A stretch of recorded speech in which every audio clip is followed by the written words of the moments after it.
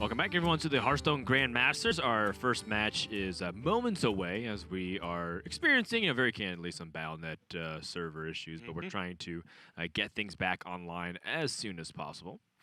Right. So, as promised, Monsanto vs. Dog is still happening. Hopefully, Monsanto can log in momentarily, so that way we can get this bad boy on the road. If not, then the Grandmaster's rules dictate that I will play in his stead. Yes.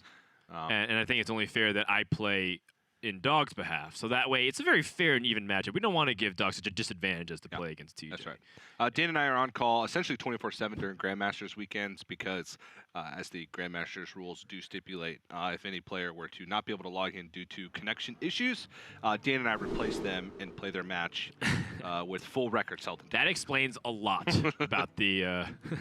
I'm just kidding, some of the misplays that you might have seen on Grandmaster. Like, oh, it's actually DJ and Vodan playing in the background. Yeah, I'm just kidding, obviously. Grandmaster rules are public if you want to check them out. They're somewhere on playhearthstone.com/esports. If you go to overview for the Grandmasters page, you can, too, read through many, many pages, full documents of Grandmasters rules. A lot of people put blood, sweat, and tears in the rule sets and all those documents. So if you guys are so inclined to do so, be our guest. In the meantime, Mage versus the Rogue. Monsanto start things off with the early Conjurer's Calling. Wants to get that card draw. Dog with the Shark, the Edwin, the Waggle Pick. Some solid tools, but no early game. And that's kind of where Mage really capitalizes on the fact that Brogue Rogue has slowed down.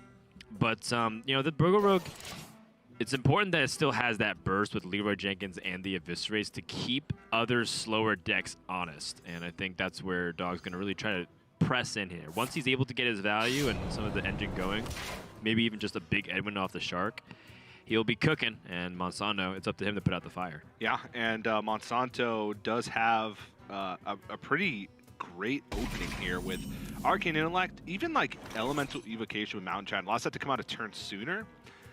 Which could be a big deal because it could disrupt Dog's game plan. Really, he doesn't have too many great ways with his primary deck to deal with an early Mountain Giant. If he hits Spear of the Shark and lands an Evil Miscreant with Spell Lackeys or Kobold Lackey, sure, that's a way he could do it. But outside of that, his just single target, single card removals limited to one sap in the deck. So Monsanto looks like he has a good opening hand to try and put on the pressure and force Dog to react. All right, well, Dog picks up the Shadow Step, which gives him some plays for the future turns. He could Spear the Shark and then set up Shadow Step stuff with the Shark and try to get big combos or big battle cries off. One thing to note is that I do think damage inflection points matter in this matchup because eventually Mage is going to have this opportunity to make this giant push that Rogue's going to have a difficult time stopping, right? Like they can play Giants and Frost Nova. So you want to rush them down as fast as you can. Dog choosing not to attack the previous turn kind of makes that if he re-daggered, he wasted 1 damage, but he chooses to play this Evil Miscreant instead. And I think it's a smart observation because then the Shark and the Shadow Step allows him to get those Lackeys, which will in turn let him get a big Van Cleave. So this is a 3-turn setup that can get this Van Cleave up to 10-10 or even bigger. Yeah. Monsanto. Oh, wow. Oh, okay, so he's going for the 6/6 Van Cleave instead. This does allow him to kill if the Mountain Giant were to come down, but Monsanto has the hand. He can go Elemental Evocation Giant and then coin out a Conjurer's Calling. Right. Which is a very powerful play, and it forces Dog to deal with both, or else he leaves himself vulnerable to a trade and then another Conjurer's Calling on the following turn. And since he didn't set up Spirit of the Shark, his ability to deal with both of these giants is pretty much non-existent. Right, and I think it's good from Dog to try to be so proactive, but Monsanto able to make it even more inconvenient, to say the least. And if one of these don't get dealt with, then the second Conjurer's Calling comes out. Yeah, I mean, Dog did set himself up to be able to guaranteed kill a giant, which is likely with the hand that Monsanto had. He did 2 keep, so he Arcane Intellected on 3, which means you can pretty reasonably assume that Mountain Giant could come down. So I understand the deviation of saying, well, I can make this giant Edwin Van Cleef if I play a little bit slower and play Spear of the Shark on 4. But if I do that and he plays Mountain Giant, and I don't find a way to deal with it with this Evil Miscreant, then I'm kind of in a rough position. But it's hard to play around this combination where you have the elemental evocation into the giant, into the Conjurer's Calling. Yeah, it's tough, and you know I don't blame Dog for kind of getting into this situation because, frankly, it's an unlikely scenario that your opponent has exactly these cards. But he's in for a world of hurt. That's why he sets up the Shark to see if he can get big miscreant opportunities on the following turn. If you're Monsanto, do you press in here? Do you try to go for that Conjurer's Calling because you know that you have an opportunity to really get game-ending damage in?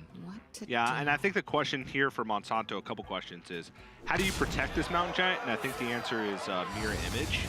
But looks like he's just going to ping off.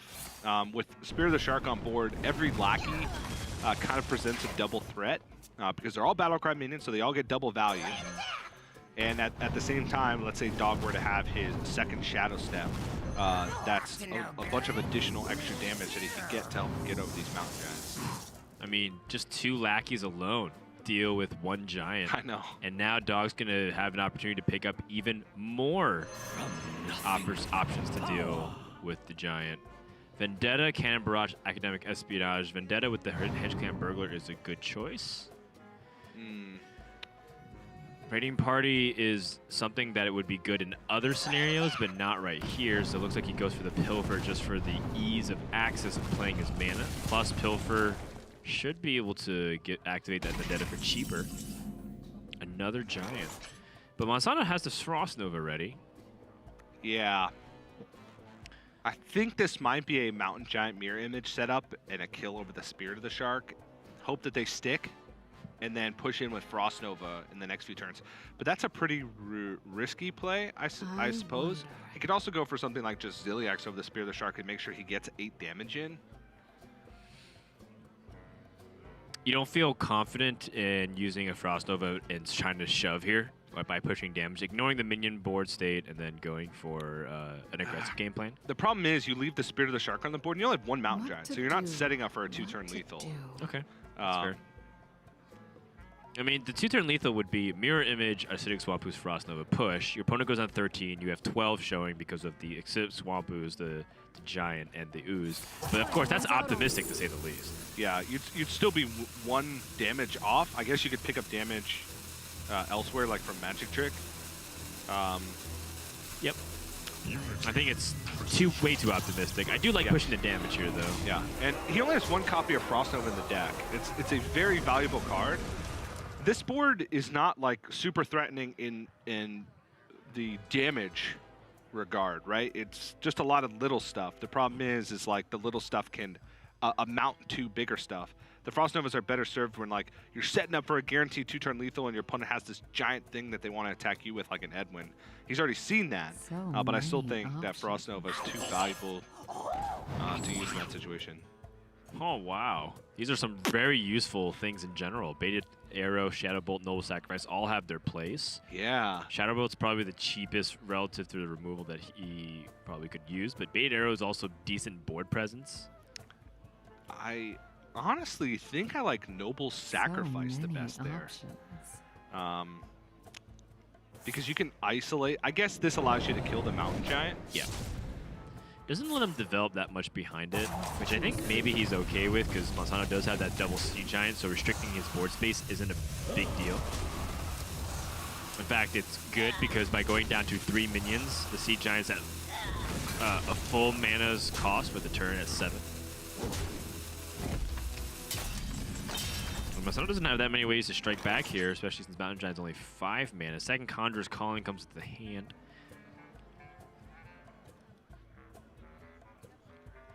And you can start to see just why this Burgle Rogue has had so much success against Cyclomage. Yeah, that was like the nuts opening hand from Monsanto. It was like the best. The only thing that could have made it better was if he had second Conjurer's Calling. And that would just be, that's pretty much an unbeatable hand from any class. Right. And Dog's start was pretty good. You know, he got Spear of the Shark fight with Evil Miscreant. He made a decent Edwin early on to try and fight for the board. But other than that, he's just been playing a bunch of lackeys and dealing with things. one at a time. And then eventually Monsanto's going to have a dead turn, run out of things to do, kind of like this turn. And Dog has the opportunity to push in for damage and start the pressure game himself. Okay. With Monsanto's current hand, though, if he can keep his hand full, he'll have an opportunity to set up like a 2-turn lethal scenario. So it looks like he is trying to keep his hand full. Yeah. He has the opportunity to Mountain Giant, Frost Nova, and push damage. Or you can even save on turn 9, Mountain Giant, Conjurer's Calling, Frost Nova. But that's 2 turns, and a lot can develop before then. Another thing to consider is the health breakpoints. You see that second Life Drinker come into play. That does give Dog flexibility to go up to 19 at the very least, with potential for even more depending on what cards were taken off of things like the Ethereal Peddler and then, off of the Hedgecamp Burglar and then Spear the Shark. So on Dog's perspective, I think he wants to find a way to not only, of course, push damage, but develop the best board in case Monsanto has that giant board swing. Yeah. And again, as you mentioned the turn prior, there's also merit to consolidating your board. So playing like the most expensive, most statted minion, which is the Life Drinker. Ooh, Sorcerer's Apprentice lost here. Does sting. That would have been pretty nice. Yeah, but Monsanto does have double weapon removal prepared. And remember, that Ray of Frost Banana Buffoon play was very intentional in that Monsanto knew that he was going to burn a card. But there's not many cards that he would want, that he'd really care about burning. I think Sorcerer's Apprentice and Mana Cyclone and Khadgar are like the 3 cards that he didn't want to burn. Yeah. Everything else I think he was okay with. Because it's not like Sea Giant does a lot here. I guess he would have to Mirror Image first before that.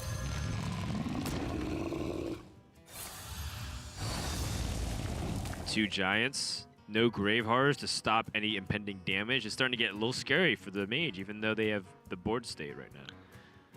Yeah, I think this is why Monsanto kind of waited to see what he got to try and play something else. Mountain Giant obviously had to play first, but Conjurer's Calling.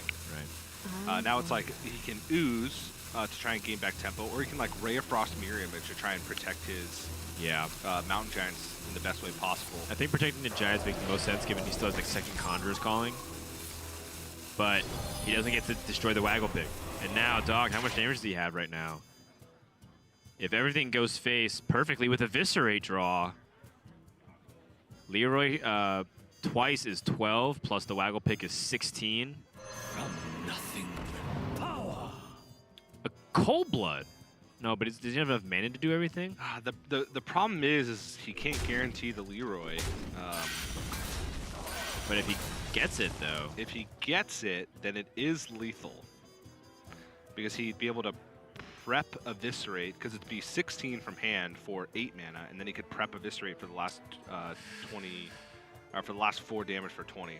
So it is a 1 in 6. But if he goes for that play and it doesn't hit.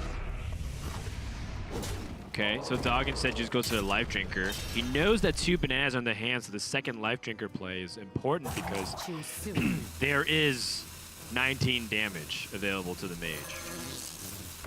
22, though, different story. Yeah, but this is where the Frost Nova comes into play. And Monsanto needs Grave Horrors. Yeah, so he needs to get Grave Horror to stop Leroy damage. And this Frost Nova keeps everything important. So that's why Dog kept his board space with 1 slot open. I'm not really seeing too much else here from Monsanto in terms of options.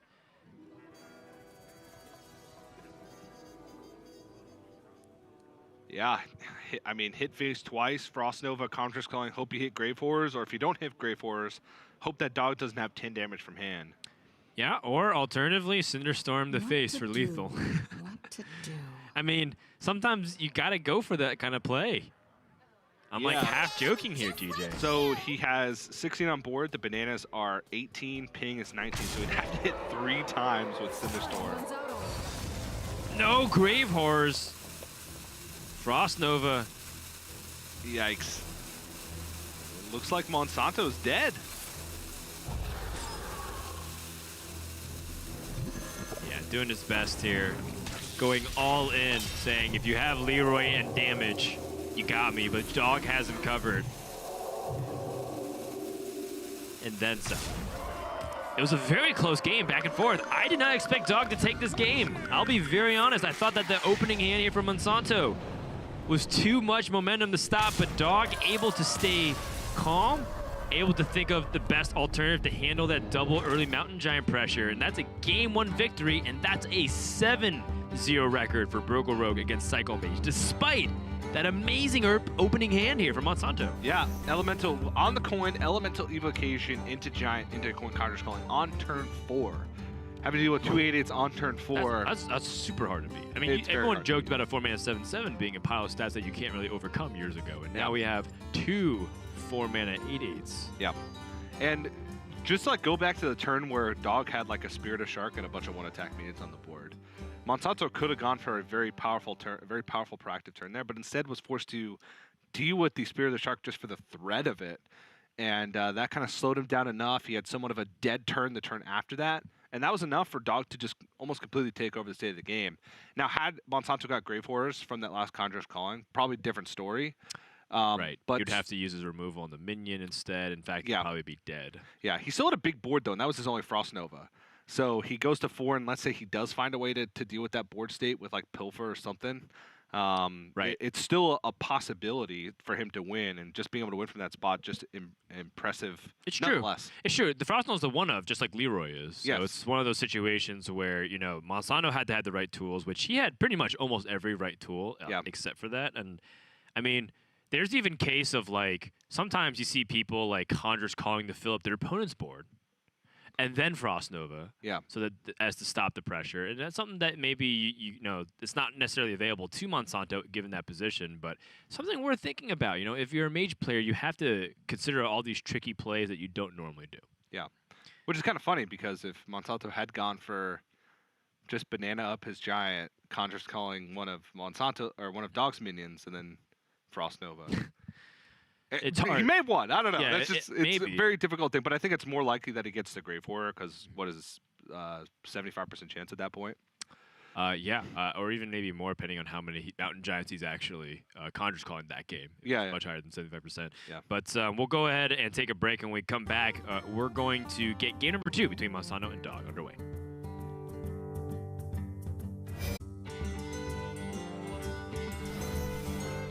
Monsanto versus Dog. Dog currently up 1-0 after is Brogal Rogue able to pressure and eliminate that mage from game number 1 behind the back of Leroy Jenkins, and of course a lot of value off of Spirit of the Shark. You know, we are still experiencing a couple of technical issues here as we get ready for game number 2, so hopefully everything will be set and ready to go momentarily. Monsanto, looks like the more I look at it, probably going to stay on his primary deck here. He's actually going to his secondary deck, Oh, wow. which is very interesting to me, because he's taken out Acidic Swampoos, Banana Buffoon, Sandbinder, and Harrison Jones. So all of his weapon removal gone. And he's added 2 Frostbolts and 2 Vex Crows. Now that adds a lot of early potential, but I feel like this deck is like more suited to fight something like Murloc Shaman than it is for Rogue. Because while Rogue can go wide on board early, it's not really their main win condition, right? It's just through sheer value. And it does allow him to get like Sea Giants down on the board earlier, which could allow him to pressure earlier. But the Weigel picks are just going to be roaming free, Dan. Maybe he just for wants Dog. to Frostbolt the face at one point. Sure. He was off yeah. by a little bit of damage at the end of the game. It does add a little bit of direct damage into the deck, but Dog has also switched to his secondary deck. He's taken out Evil Caber Rat, both Life Triggers, and a Ziliax to include a Betrayal, 2 Fairy Dragons, and a Walk the Plank. So Dog's secondary deck is a definitely made with specifically this mage in mind. Fairy Dragon is an incredible 2-drop in this matchup, because Mage often gets off to a slow start, and usually aggressive minions like that, they just want to ping it over 2 turns to kill it. Fairy Dragon doesn't allow that. Also, things like Ray of Frost. You can't use that to activate mana cyclones early on, because you just can't target it with spells.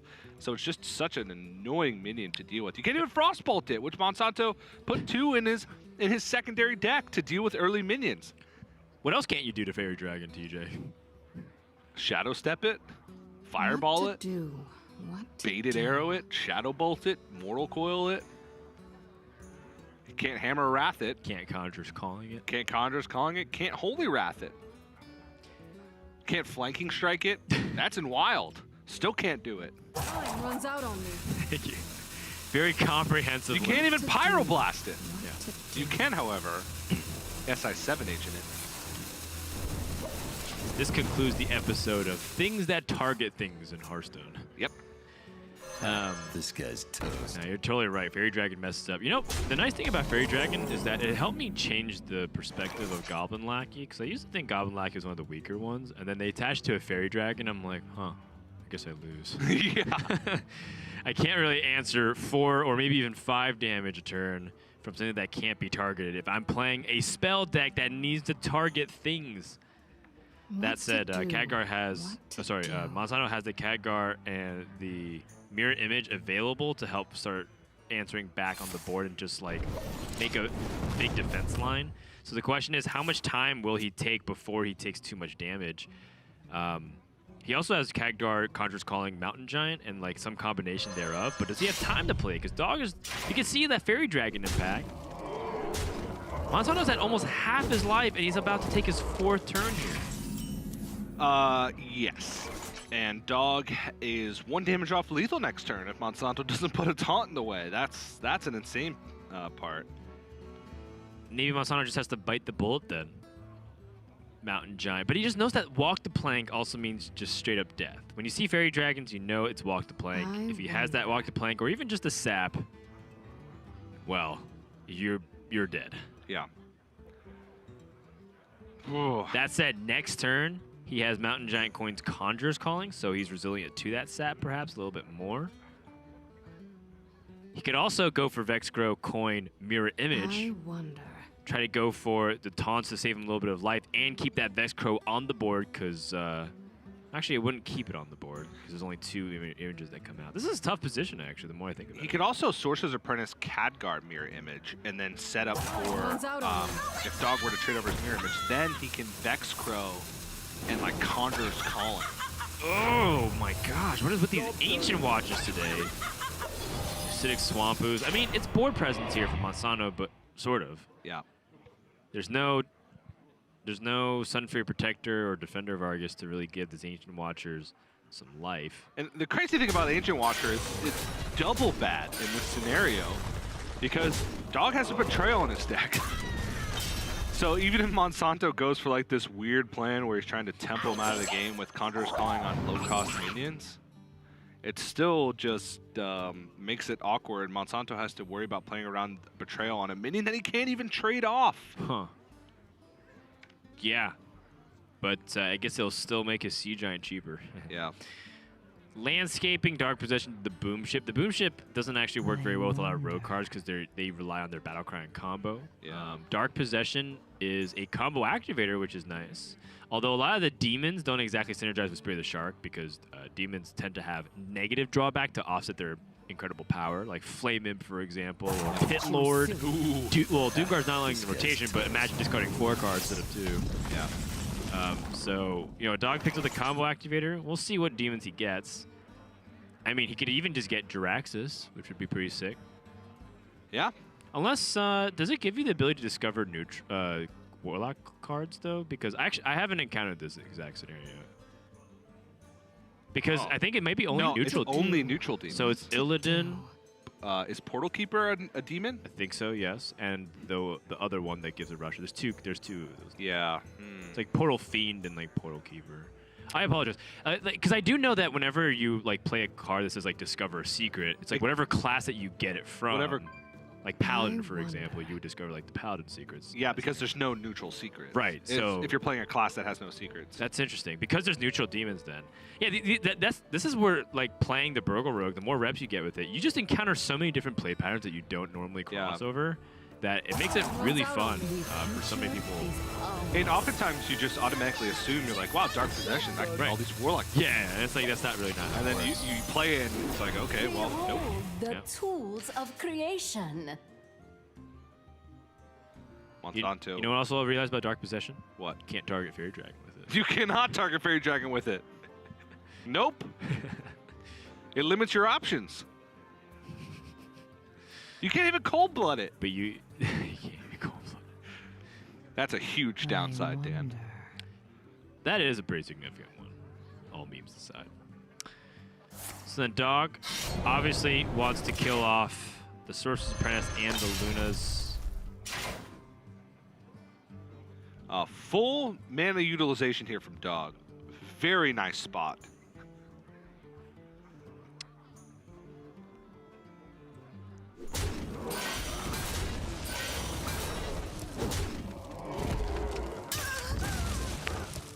Yeah, I guess if, since Dog doesn't look like he wants to utilize his compactor, it's like, why not throw in Dark Possession? It's like, oh, he probably wants to activate like Evil Miscreant, but then he has Spear the Shark, Evil Miscreant next turn. Yeah.